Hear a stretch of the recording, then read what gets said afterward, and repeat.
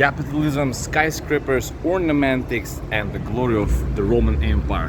Whenever I see the urban landscape of the American cities, I always have this question to myself, what does it remind me of?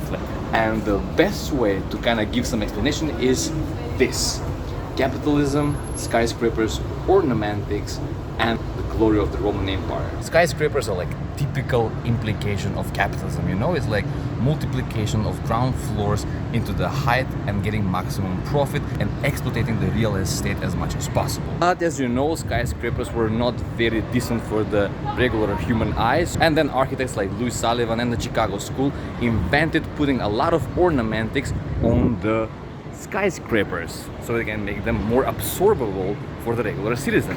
To a certain extent, the Chicago School can also be met as commercial architecture, focusing on repetitive open floor plans and multiplication of steel frame structure. And honestly speaking, they were masters in masking large volumes of architecture with relatable examples of architectural decorations. But as the time was going by and people were getting more and more comfortable seeing skyscrapers and enjoying the fruits of capitalism, tall skyscrapers start losing the decorations, and instead having the skyscraper as a canvas for monuments, the skyscrapers themselves become to look like a monument. Even Adolf Loos, who at the time advocated for less ornamentics on the buildings, one of his proposals for a skyscraper in Chicago looks like a giant Doric column as an obelisk, as a monument of one society. And we don't know if you know, but if you look at the history, every empire from the Western civilization wanted to reflect the glory of the Roman Empire. Paris has the aspiration to be the second Rome.